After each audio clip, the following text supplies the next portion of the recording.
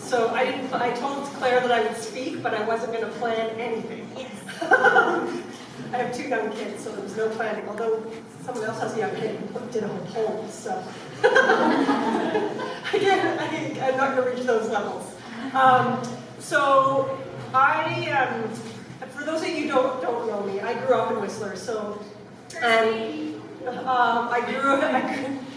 grew up with Aware. My dad was one of the first board members, although it was only for a short time because he also worked for the Resort Municipality of Whistler and felt like he couldn't stay on because of the conflict. But I grew up in his household, so I grew up driving all of our recycling to Squamish when we were already going that way anyway, with a station wagon full of recyclables, because we couldn't just throw it in the garbage. So anyway, I also, just listening to everybody speak brought up a few things for me. One of my low points environmentally and as an activist was when I was 11 years old, and it was during the time when, as Ken said, everybody who lived in Whistler showed up to speak against the wetland being developed into the golf course, and myself and another passionate friend of mine stood up, and I was too shy at the time to talk, but I wrote most of what we were going to say, and then my other friend said it, Karen Kogler, those of you that knew her. Anyway, she was very brave. Stood up at 11 years old and told everybody how that was our playground, how important the wetlands were to us, and then we lost. And as an 11-year-old, that kind of, I think it broke it a little bit in me, and I didn't do anything after that, and I didn't re-enter activism until after, so I'm getting waves from my kids, after 9/11. When that happened, I started to join some peace groups, and came through activism through that. I was traveling around the world. I was in Australia. I took part in peace movements in Australia, New Zealand, Thailand, and Cambodia. And then when the Iraq War was declared, I flew to Washington, D.C. to protest there.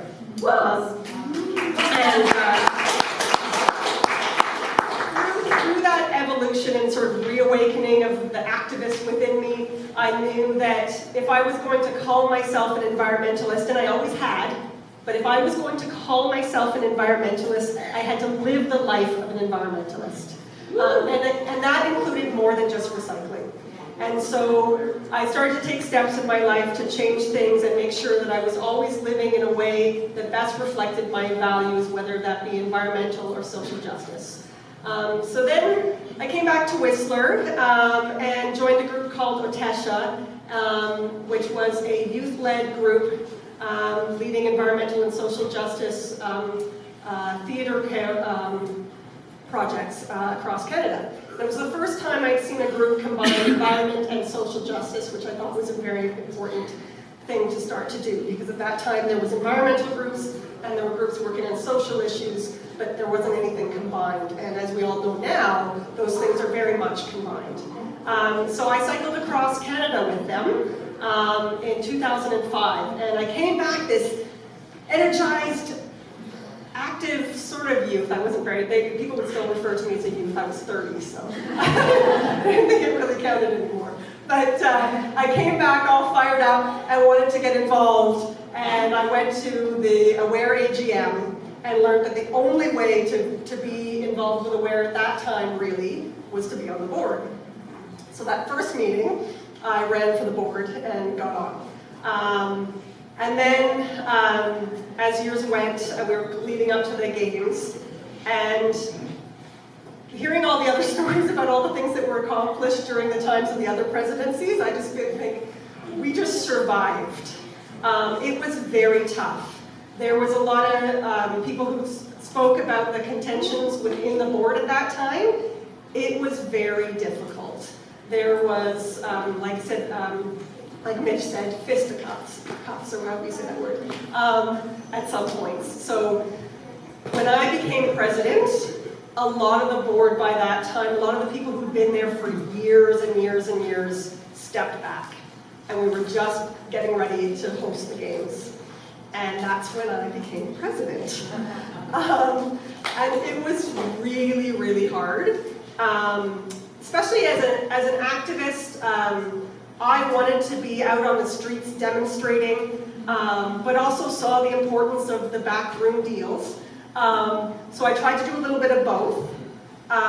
We did have a lot of backroom discussions, and we did probably make the games a little bit more green than they were going to be. But the biggest sporting event in the world came to our small community.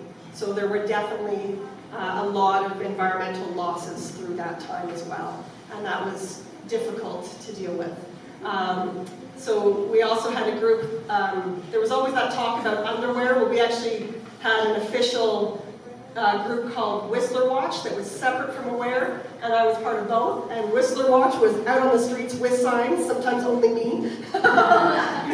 and other times I was in Aware, speaking for Aware in behalf with, the big boys, it was usually men, trying to negotiate deals for protecting certain areas in the community during the run-up to the Olympics. So it was a challenging time. And as the games approached and as they occurred, everybody was pretty burnt out. And Aware was in a very challenging point. And it was dying.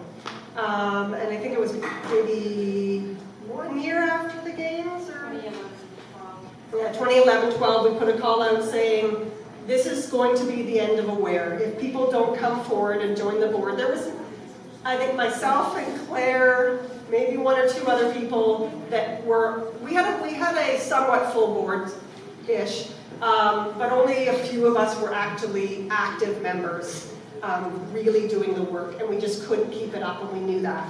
And so we put a call out to the community saying, if people don't step forward, we're going to die. And thankfully, people like you guys today recognized that Aware was an important organization that needed to continue. And people did step forward. And another thing that was very pivotal at that time was we had discussed with a lot of funder groups, pretty much anybody that would allow us to tell them what we thought in regards to funding, was that we needed capacity funding. We didn't need just funding that would allow us to do certain projects. We needed funding that would help us grow. And that's what was going to help us sustain ourselves into the future. If we couldn't help ourselves grow, then Aware wasn't going to be able to keep going. And in order to do that, we needed a paid executive director. And so we told everyone we could, and the Community Foundation of Whistler listened. And we were able to secure funding that allowed us to hire an executive director. Claire, ready?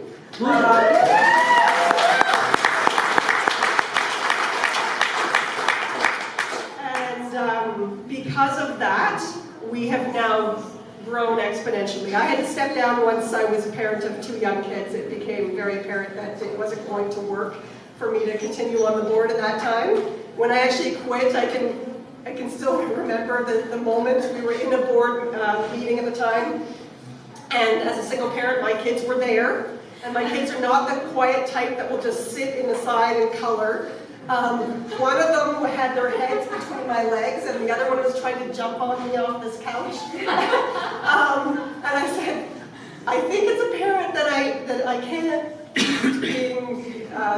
being part of Aware, so I'm stepping down. So anyway, I still remember that because I just thought it was hilarious that they made it very clear that it wasn't working very well. So anyway, who knows, maybe at some point I'll come back, but for right now I'm doing more stuff around reconciliation and decolonization work. Really important.